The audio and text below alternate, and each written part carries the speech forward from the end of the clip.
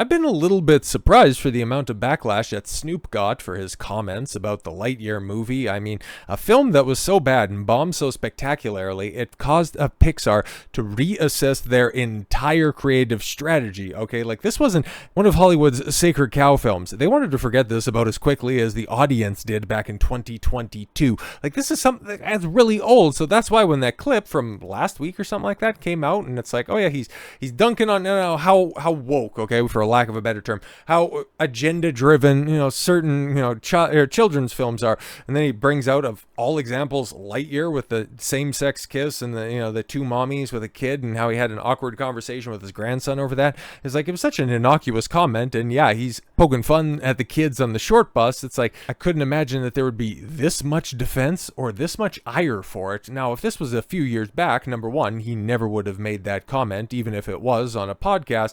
And number two, he would already be removed from some of the jobs and gigs that they're trying to threaten on him right now. So the Lightyear writer defends the same-sex parent scene after Snoop Dogg at Disney clash, calls it beautiful. Bro, you wrote the rest of that Lightyear script. Bro, chick, I don't know. It's probably some, gay guy or some ally that's out there, so I would imagine anyways. Oh no, Laura Gunderson. That also makes sense. But you wrote an absolute dumpster fire, so I don't really know how you can think anything about this is beautiful.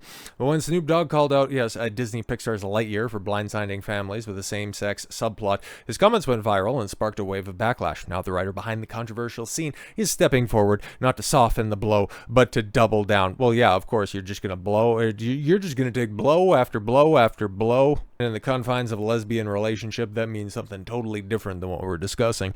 Laura Gunderson, who introduced the two moms subplot in Pixar's 2022 film, is defending her creative choice. It's beautiful, and says she is proud to have brought it into a children's movie. Her remarks make it clear, yes, the divide between Hollywood creatives and everyday audiences is only widening. And she looks exactly the way that I thought she would. Gunderson, a playwright and screenwriter, took to social media to defend the two moms subplot that ignited the controversy. I'm proud of it to infinity. Yeah, love is love. 2,100 likes. Oh, it's just killing it right now. But yeah, honestly, we'll get back to Snoop's comments here in a second, but they're defending this shitty, failed, fucking awful film, okay? Lightyear became one of Pixar's most infamous flops. Initially, the same-sex kiss was cut, only to be reinstated after internal activism at the studio. The scene quickly overshadowed the rest of the film, sparking debates about Disney was prioritizing virtue signaling over storytelling.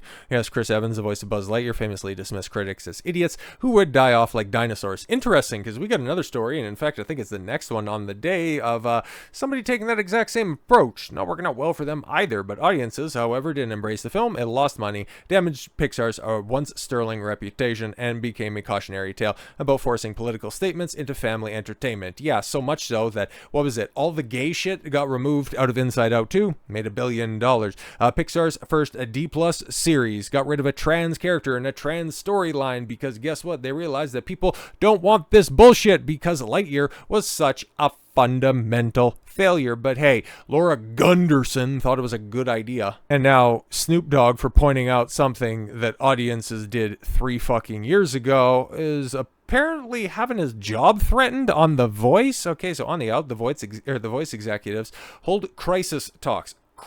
Bro, everybody's either laughing with Snoop or ambivalent towards the story, or also on top of that, don't even remember that Lightyear is a fucking movie. Crisis talks with Coach Snoop Dogg as NBC is furious over his homophobic comments. His homophobic comments about not wanting to have a conversation and not wanting to break down the logistics of 2 women and a kid. Saying, I don't want to have this conversation. I don't want to have to talk about this shit when I'm taking my kids to a show. Like, what the fuck? Crisis talks. What are we doing? Backlash the rapper has been receiving about his rant about same-sex couples. It wasn't even a rant. It was like 3 lines. Oh, anyways, is apparently a perfect example of why he will most likely not be returning after season 28. Bro, there's been 28 seasons of The Voice. But yes, the backlash has bled into his role on The Voice, which aims at being an apolitical and inclusive show. Hilarious. You need to suck the dick of the LGBTQ+, whatever the fuck other numbers and letters you want to affix to it, agenda, in order to be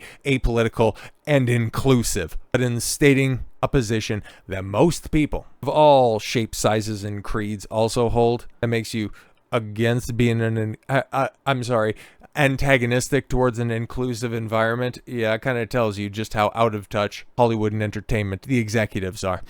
This is the exact kind of conversation that the executives at NBC didn't want to be sucked into. They don't have to be, because if it wasn't for you Spurgs chiming in on this, this would be a non-issue. Like, everybody just laughed and was like, yeah, see, even Snoop thinks that shit was cringe. Could have just went on with your life, because if you're listening to activists, and we've seen this time and time again, when you capitulate to them, it's never enough, and if you just turn blind eye to them, they fucking go away, because they're like autistic kids with shiny shit on the ground. Whenever there's something new that'll catch their attention, if they're off their Ritalin for a second, they'll just go after that. Like, this isn't rocket science, man. There's patterns that have been out there for a while. Don't pay them any mind. They aren't watching The Voice. They don't give a flying fuck about Snoop outside of him being black. And they'll just move on to getting outraged about something else this week. Maybe Sydney Sweeney will put out another new fucking ad for boob windows and winter coats. I don't fucking know.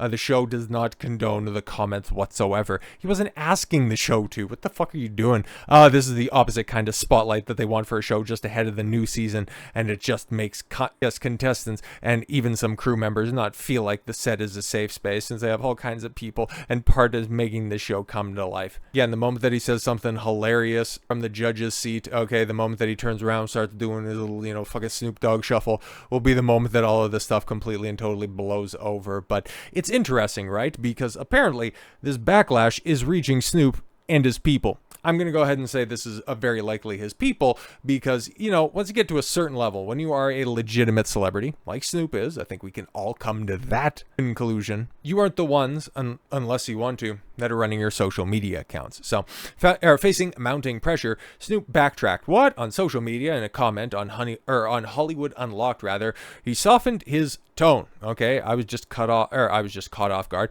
and I had no answer for my grandson. All my gay friends know what's up. First and foremost, I know that Snoop didn't write this, because he's got an apostrophe there. Like, come on. They've been calling me with a love. My bad for not knowing the answers to a 6-year-old. Teach me how to learn. I'm not perfect. It's the perfect amount. This is why I think that this is a curated message. Well, just simply outside of the fact that it's like, yeah, I didn't post that stuff. But even just reading that right there, like, it's the perfect amount of, grammatical clarity. It's speaking the way that Snoop Dogg would speak. It doesn't have, proper punctuation, but it also has proper capitalization and, some grammatical flourishes. That is definitely a PR-made statement with the emojis and all that other crap on top. So Snoop Dogg rep denies apology over Lightyear comments, but the post came from his Instagram page. Yeah, there's a bunch of shit that comes from celebrities' accounts, but they aren't the ones who are saying it. It's from their people, first and foremost. Controversy surrounding Snoop Dogg's apology over his Disney Pixar Lightyear comments just took a bizarre new turn. The rapper's reps have now claimed that despite originating from Snoop Dogg's Instagram account and remaining up as of this writing, the apology was not written by Snoop himself. Exactly. Because remember what he said. Yeah, I didn't come for this shit when seeing, the same-sex couple on screen. I just want to watch the goddamn movie. Went on to confess that the moment threw him for a loop and left him scared to go to the movies now because of those kind of questions, not because of the gays are in the movies now. Oh my god, they're putting lesbians, they're letting them munch rug in Pixar commercials. No. It's just simply, he doesn't want to have those conversations with his grandkids, because guess what? He just wants to take them to a good entertaining children's show. He doesn't want to have to bend over backwards for these fucking terminally online freaks that are out there. He just wants to go about, say some funny things on The Voice show, just, tell people that they can or can't sing, pimp Death Row Records, just get a bunch of different, promotion and podcast deals to just, continue to shill his wares. He's an expert marketer. He says funny shit that goes viral. Case and fucking point. Snoop did nothing wrong. It's these executives, these butthurt, out of touch idiots. And this right here, this is the perfect example. Nobody in the real world gives a fuck, but they're all up in arms. Watch this shit blow over quickly. So with all that said, thank you all very much for the gift of your time. I've been Don Consuelo. I want you to follow your gut and get after it. Take care, everyone.